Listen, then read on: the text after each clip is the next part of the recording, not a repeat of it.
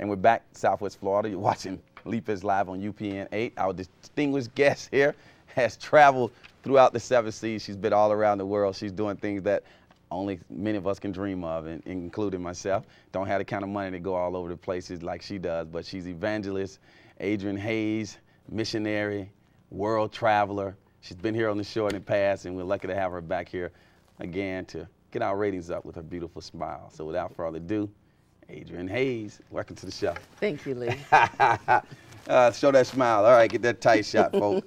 I said you had traveled a lot of places, though. Why don't you kind of give us a little general idea of some of the places you've been in your short lifetime? Well, I just returned more recently from West Africa, a country called Burkina Faso. The capital city is Ouagadougou. It took me time to learn that, but it's a French colony that gained their independence in about 1986, so it's really a young country. What took you to Ouagadougou?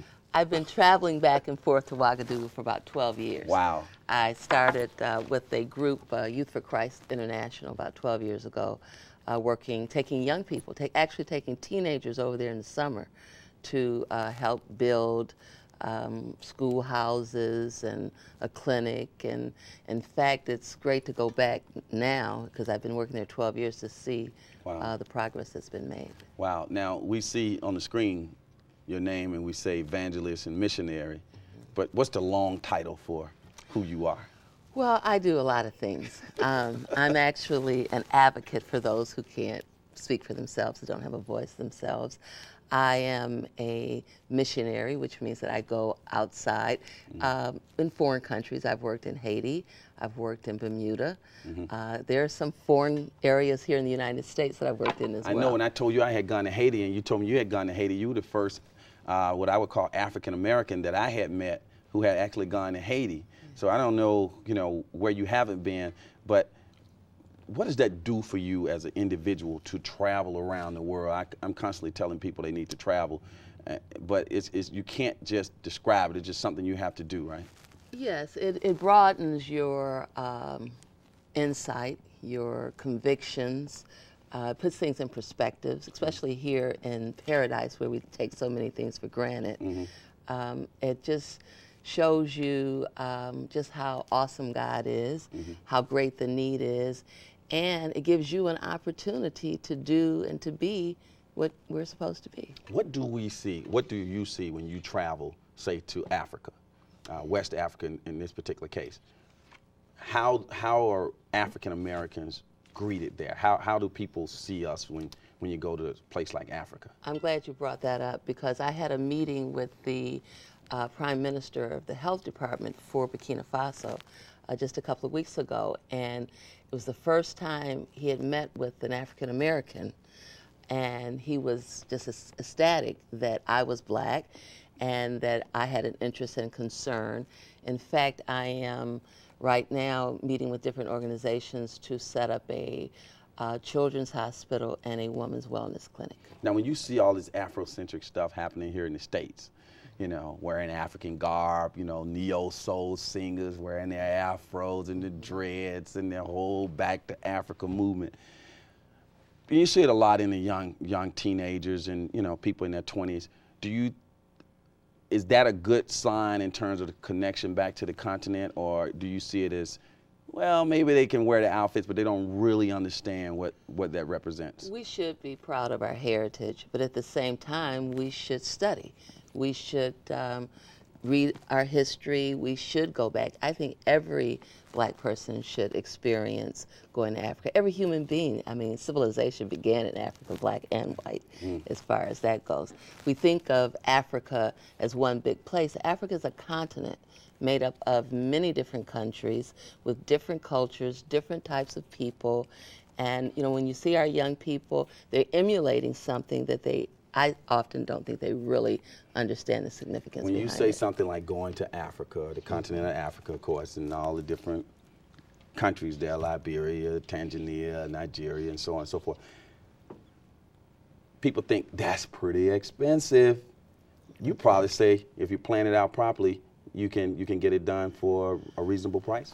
Well, You know, travel is down low right now, so there are some deals out there. My last trip, honestly, I used my frequent flyer miles. When you do missionary work, you do have to raise your own funds to go.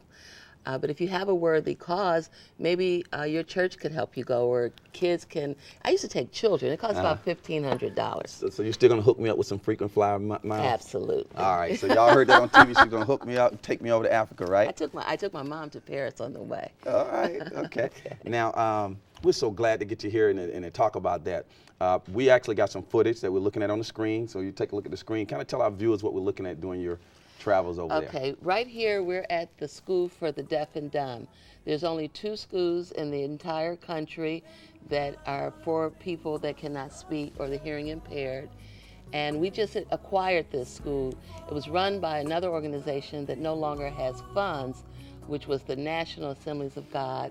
And my brother there, Pastor Michelle, his church and congregation have taken on the responsibility. Is that your brother in the middle there? Yes. Okay. And those young people we just saw were from another organization from Canada. These are some of the orphans at our orphanage. This is our farm. We are testing the ground to see what we can grow. I just met with the people here in Fort Myers at Echoes Farm yesterday, and they're going to be helping us to make our farm more productive. We have irrigation. We have bore pumps. That's what you're looking at there. Those are wells that we have that capture the water. This is one of the dormitories for our orphans. We have an orphanage that can house about 150 children. Wow. We have running water and toilets, and this is essential. These are some of our orphans. We encourage them to visit their families, their extended families, grandparents, surviving aunts and uncles in the summer. But we had 15 children that didn't have any place to go, so they stayed with us all summer. And there we see you right there. In the kitchen, one of my favorite places. How's the food over there? It's great, honestly, yes. You know, we'll continue to look at some footage. We've got about a minute left. Want to get some other questions to you. How about the language over there? Was there a language barrier for you? Well, it's the language of love. No, they speak a tribal language called Moray, and they were colonized by the French, so they speak French. And I am actually enrolled in French classes starting on October 28th. Hey, Jamie, this is the clinic we're looking at. Yeah, we're going to have to come back into the studio. Okay. We've got about a minute left, Jamie. If you come back to the studio, we'll take a look at some of these other items you have here and tell us what you got before we go off the air. All right, these are some gifts that were made by the children.